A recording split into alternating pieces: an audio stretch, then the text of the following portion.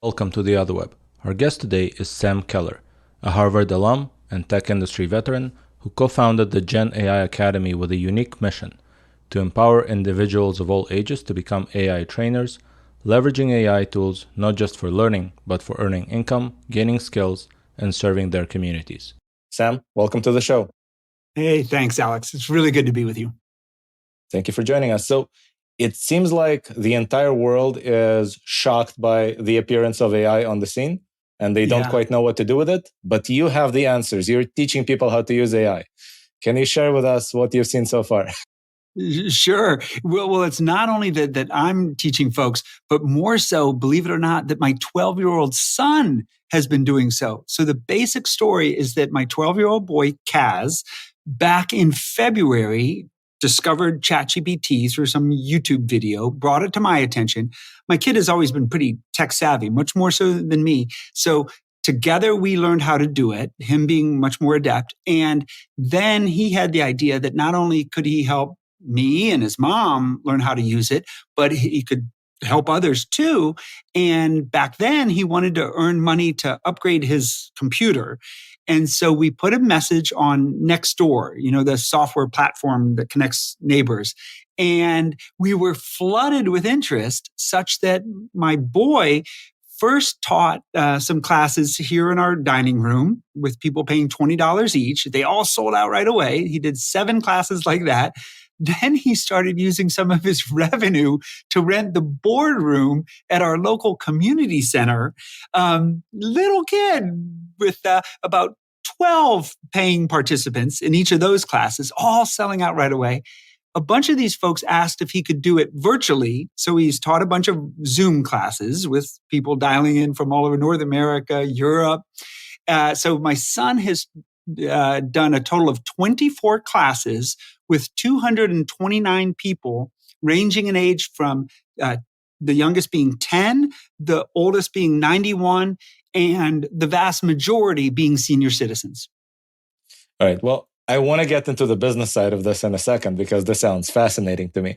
But let's start from the content of the classes. What does he teach people and why is it useful to them? Well, he teaches people, first off, what ChatGPT is. So he clues everyone into how it's a super smart computer brain. And then he goes a bit deeper, how it's a neural network, how it is a large language model, how it's multilingual, and how it's continually learning. So the basic nature of it. Then he talks about the key abilities that it has, what it can do, and how it can be most helpful to people. Then there's a hands-on portion where he enables everybody to get a free account. So everybody with their devices goes and gets a free account.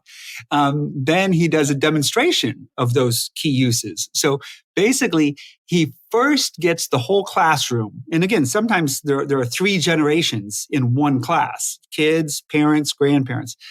He gets everybody laughing. So he has this artificial intelligence tool tell a joke about something that would unite everybody. So the town we're in, it starts making fun of the town we're in, something like that. Then the demo goes through how it can help people to understand really complex concepts, because it can tailor its responses to each individual, no matter what age you are or level of education. So different aspects to the demonstration, but then he talks about the caveats, the limitations, the risks, the downsides, how it can be inaccurate, it can be outdated, it has no morality, so it can be used by bad actors for bad purposes, and then Q&A, which is always a rich conversation. Right. So again, I'm fascinated by sort of the social aspects, the business aspects. What is the useful thing that people take out of it? How do those senior citizens or whoever attends those classes then end up using ChatGPT or other similar products? Is there something that they do that really improves their lives afterwards? Oh my gosh, it's genuinely life-changing for a lot of these folks. So one aspect is producing written material. And that can range from, we've had senior citizens who have said, oh my gosh, this has really made it easier for them to write bereavement condolence letters when friends have passed. Not an easy or fun thing to write, but it has made that easier. Other folks have used it for their marketing, social media posts, newsletters. Some folks have used it to help them write letters to congressmen or women, to complaint letters to their cable company, to airlines. So one big rubric is using it to help you produce written material in whatever style or tone you need. Then there's another sort of category of uses, which is basically using it as a tutor. Now, for younger people, that can be, we see them having it help them figure out math, other classes, where it's actually operating as a tutor, whether you're in 8th grade or 11th grade or whatever. And then some other folks are using it to learn other things, like they may be trying to figure out some health and wellness or medical issue, and using it for that purposes. So it can really help you to just understand whatever it is you're trying to figure out. All right. So I'm curious about the tutoring part, because in my experience with ChatGPT, it doesn't actually have any math skills. It can recite the definition of something, but it cannot actually add two numbers. It's lacking in that skill, right? Because it's entirely language based. And so I've had it make really, really basic multiplication errors, things like that, like failing to calculate the return on investment when it is trying to divide the current price of a stock by the past price of a stock. And worse yet, it never admits to be failing, right? It tries to please you because that's what it's been trained to do. So if I tell it I expect the result to be roughly this, it will just give me a result that looks like what I just asked, but slightly more precise, supposedly, except it has nothing to do with reality. It made it up. And so, like, how do you avoid those situations to make sure that, or how does your son avoid it if he's trying to teach people a skill that will be useful to them? But there is a risk that they will learn based on nonsense. Yeah, sure. In fact, there was a class just recently where Kaz was demonstrating how it can be a tutor and walking through algebra, and Kaz caught the fact that it was wrong. So you're right that it can be erroneous. One thing he does is use GPT-4. So the paid version is a bit better in these regards. And then when it comes to math, it's more so the concepts can be good. I mean, having it help you understand conceptually things versus just the actual mechanics of like multiplication or division. That's what I would say to that. Yeah, so that's an interesting thought, and I've touched upon it in a few interviews that I've done with people where, like, there's a lot of journalists right now asking the question, how will ChatGPT affect schooling? Now that students can essentially cheat on their homework left and right by asking ChatGPT to do it, right? Sure. And the only answer that I am coming up with was, why don't you let ChatGPT do the teaching and then let students do the homework in the classroom where the teachers can watch? That's interesting. Yeah. Things are changing dramatically. Yeah. And I've seen how Japan has come out with a strategy and guidelines for how they're going to use AI in the educational sector. And one of the principles or approaches is that they're going to give students false information produced by AI.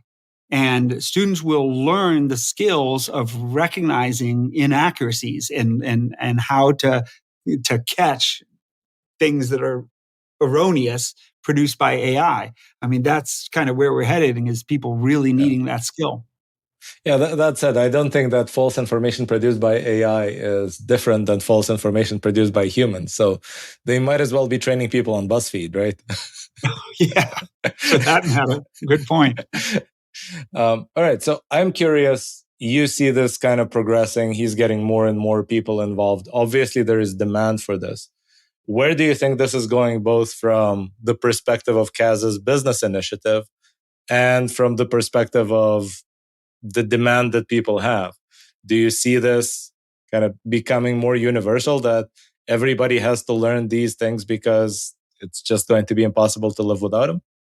Well, here's how I see it. When we look at previous technological revolutions, the invention of the personal computer, the invention of cell phones and smartphones, the rising of the internet, in each of those technological waves, certain individuals, communities, almost nations were kind of left behind. There are certain demographics that, for lack of resources or a variety of factors, don't progress to adopt those technologies and benefit from them.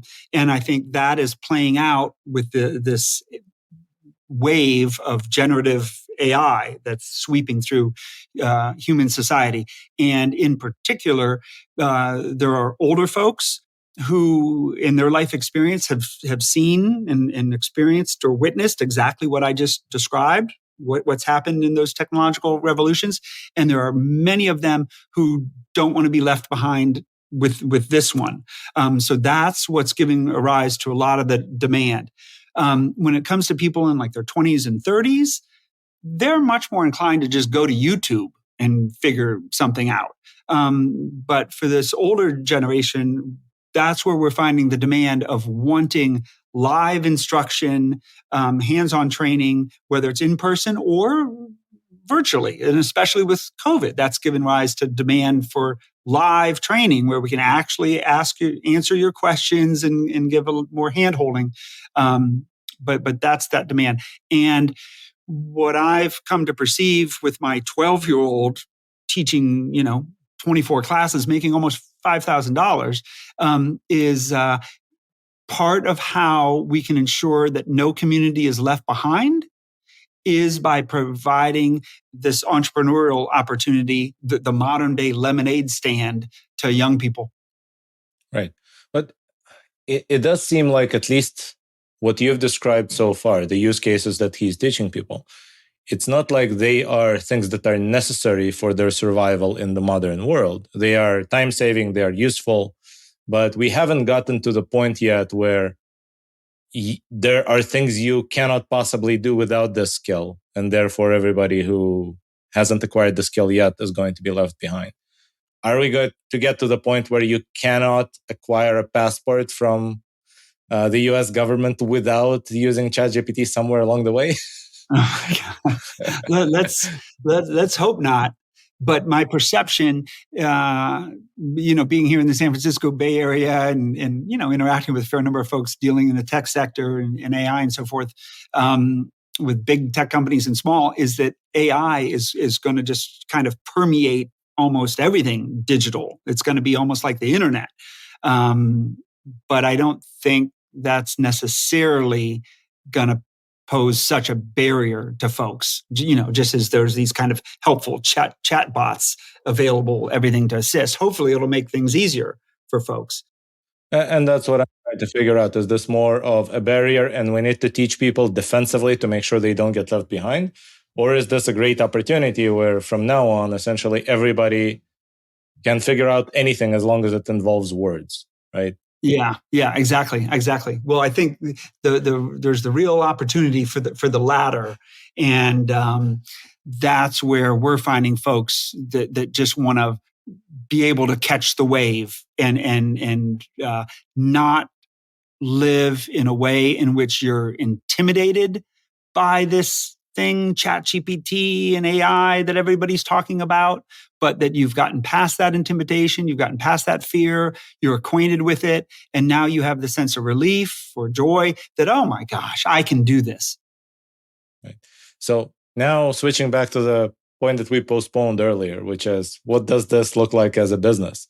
Like, obviously, it's pretty hard for a 12-year-old to scale a business because occasionally there's homework and he needs to at least pause the business part to do his homework. But how do you see this going? And do you see this scaling? Is it going to actually have an online academy that teaches millions of people eventually? Well, time will tell. But for my son, you're right. He's in 8th grade. He goes to school. He's got homework. But like many kids, he's got extracurricular activities. He learns the guitar, he plays tennis and so forth. But this is the one extracurricular activity that is not a cash outflow, but is a cash inflow. And like many kids, especially here in the US, other cultures too, his original entrepreneurial experience came from doing lemonade stands. And this past summer, he earlier on had been saying, he wanted to do a lot of lemonade stands with his buddies. But I knew that there's only so much you learn from doing lemonade stand after lemonade stand. So he kind of graduated to doing these classes. He has gotten to the point where after teaching the introductory ChatGPT class 24 times, he wants to move on. And that is to the advanced ChatGPT class, GPT-4, using plugins, all of that. So he'll move on to that.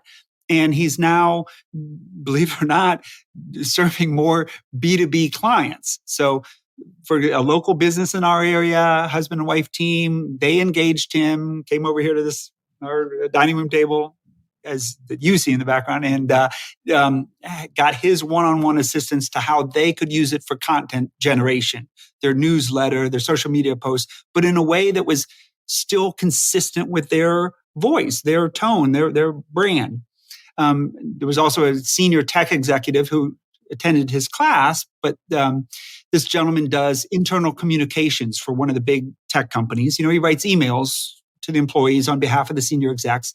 And he was very upfront about the fact that he's fearful of losing his job, but he wanted Kaz's one-on-one assistance to see how he could become most productive by harnessing the technology. So a client like that, it goes on and on. My little kid is being paid $400 to train the entire company of a renewable energy firm here in the San Francisco Bay Area. So he's moving on to do things like that. One last thing to mention is there is a consultant who works with basically teenagers, helping them with their college essays.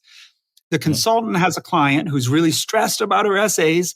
And so the consultant and this teenager have engaged Kaz to assist, not to go so far as to like, hey, I'm going to help you cheat and we're going to just have ChatGPT write your essays. It's all agreed that we're not going that far, but Kaz is going to assist them to see how they can get more creative, more effective by taking advantage of the technology in that way. Right. Well, I think college essays are actually an interesting use case that is obviously an arms race, right? Sure. Because ultimately you have the same number of students trying to vie for the same number of slots. And so if all of them use ChatGPT tomorrow, you will still get the same level of filtering eventually. It's just now going to be filtered based on a different skill set of knowing how to prompt engineer instead of knowing how to write. Exactly. Hey, before we dive into that topic or others, let me just add this second part response to your earlier question about how it would scale, which is that my son and I have worked to basically document every aspect of how we've gone about this, how he has successfully taught all these classes. So we've put that into online modules and lessons and quizzes. And so part of how we're scaling is through this online course. It's essentially a business kit because it contains the slides, it contains the scripts, it's the full how to get clients, how to sell the tickets online, all of that. And now there are both young people and older folks all around the US and Europe who are learning to do exactly what he has been doing, giving the exact same training, 60-minute training in their own communities. So, for example, there's a 12-year-old boy named Brady in Sacramento, California, who's earning money by giving the exact training in that part of the state. So part of how we'll scale is through that, turning it into a set of digital assets, digital educational materials, and creating relationships with what we call ambassadors in different parts of the world. So there's now a woman named Margaret in Uganda, and she is we're finalizing the flyer, the brochure for her to use as she reaches out to schools in Uganda so that youth there can do this. Okay, so as an engineer, I'm immediately building my structure of this in my head. So you have the first layer, which is you could package this as an online course, put it, let's say, on Udemy and just use a whole bunch of online marketing to drive traffic to it. This would be Yeah. layer 0 or layer 1, right? Then layer 2 is you train people to repeat that course. And that Yeah. would be essentially a franchise model, right? Yeah. Or licensing of IP. Yeah. Right. Well, which is what the franchise is essentially, right? Yeah. Or you can do the meta and train people to train people, and then you're going multi-level marketing with this and creating the next Herbalife, right? Yeah, I love this. I had not gone to that level of where other people are training other people. So we're just at that level of training trainers. But wow. But like Herbalife and Amway, these are pretty big companies, right? Some of them publicly traded. So the model clearly works as long as what you're selling is a real product with demand and not air.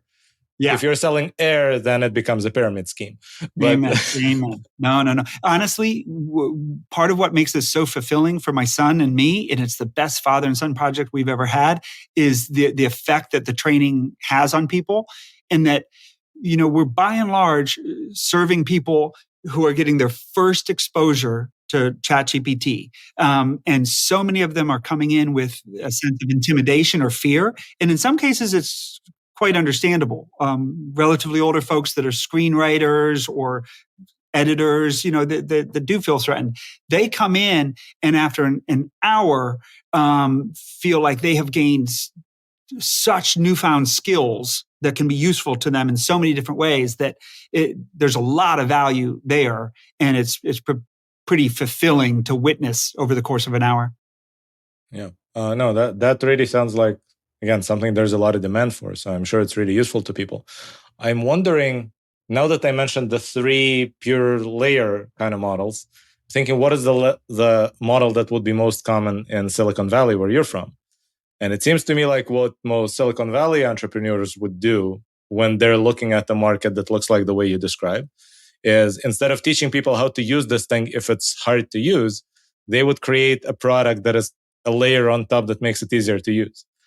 So like you would code something up that is an easier interface even than a chatbot, perhaps. Something that already does some of the prompt engineering for you so that you ask it, okay, come up with a flight schedule for me, and it translates it into a 6-page, well-engineered prompt that really sets the parameters, don't hallucinate, don't make up flights that don't exist, things like that. Yeah. Right? Yeah. Is that something that you see as a possible continuation to this, or do you want to stay on the instruction side of things and not the product side? But part of me feels that there are plenty of others creating more technological solutions, apps, overlays, and all of that stuff. And as those become more available and proven, if any of them are really useful to the demographic we serve, then we'll help folks to discover them and learn how to use them. But we don't need to hire a bunch of coders or whatever to create some new app or overlay.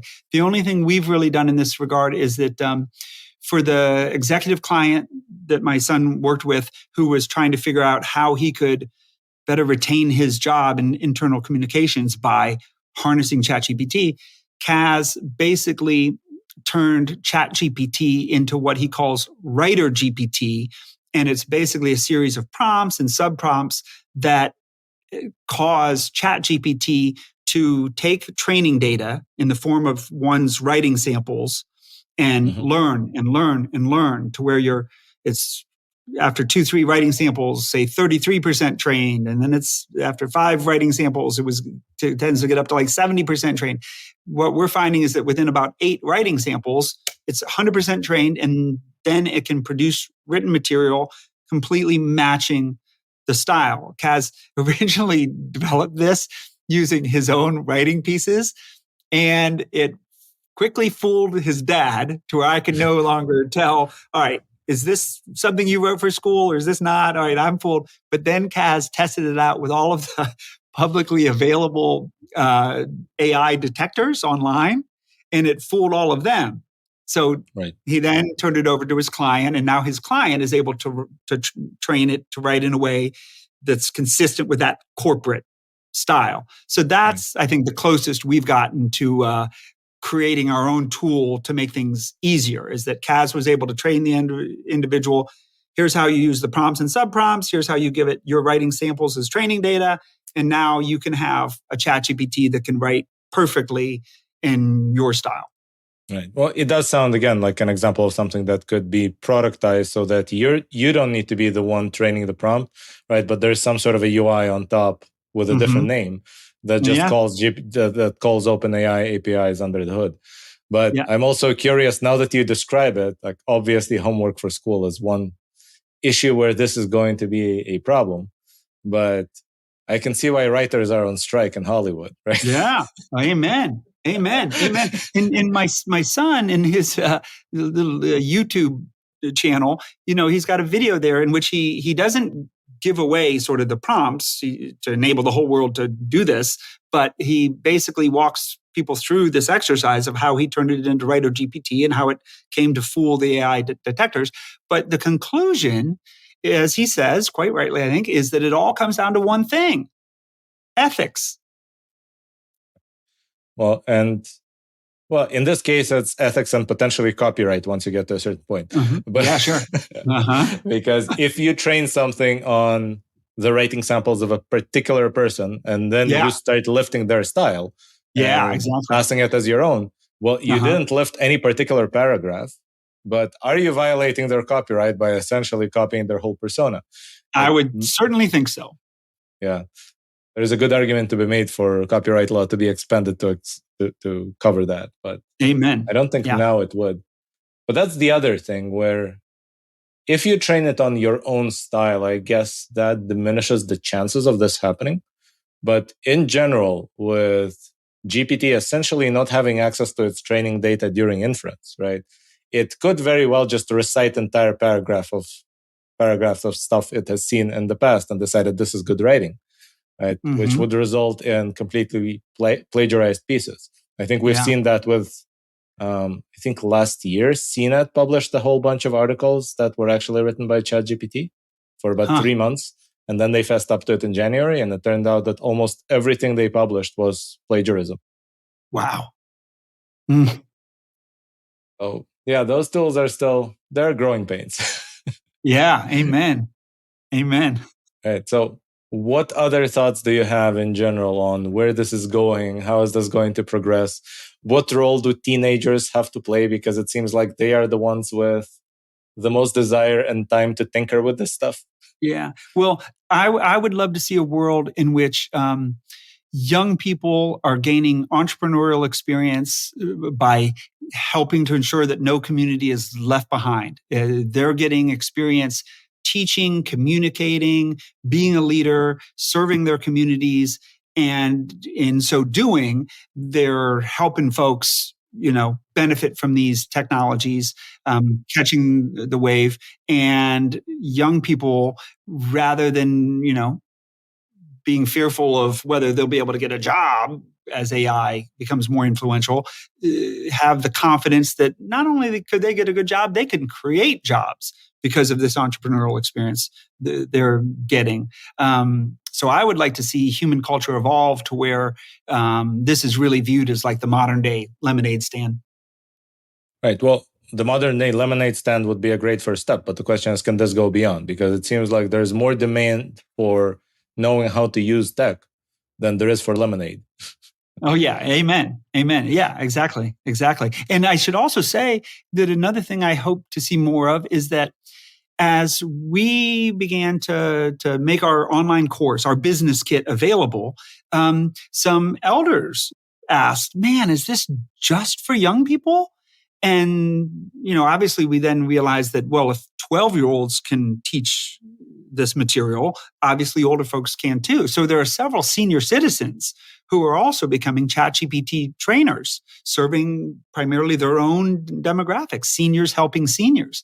I mean, I think that's a beautiful addition to all of this. And, AI is something that can be scary, intimidating, dehumanizing potentially, but my son and I are taking advantage of it in our own little way to foster more human connection and camaraderie and community. So in our classes, with everybody wearing their name tag and getting to know each other and commiserating or connecting over, this topic that's rocking the world, we're actually fostering more of a sense of community. And I would love to see a hell of a lot more of that, where counterintuitively, humans took advantage of artificial intelligence to create more human connection and camaraderie.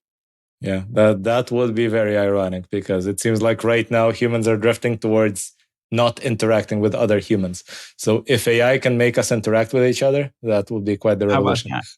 Yeah, exactly. All right. Well, and on that hopeful note, since I always like to end on a hopeful note, so I'd like to thank you so much for joining us. It was a wonderful discussion. And now I'm thinking 12-year-old, maybe I can beat that and teach my 4-year-old. Right. Hey, well, I'll tell you, the media puts the moniker or the label of prodigy on my kid, and I'm sure it will happen for the kid Brady I mentioned in Sacramento and the other youngsters doing this. As your kid gets older and does this, it's the narrative that everyone understands. Oh, they must be a prodigy. So that's how your kid would come to be viewed. Yeah, I think in reality, though, prodigy just means somebody who wasn't afraid to do stuff, right? That's exactly. how they become a prodigy. Amen. Amen. There you go. Now there's the hopeful note. Yep. All right. Thank you so much, Sam. It's been great. Thank you, Alex. This has been another episode of The Otherweb. Join us next time for more discussions on news, media, AI, and everything in between.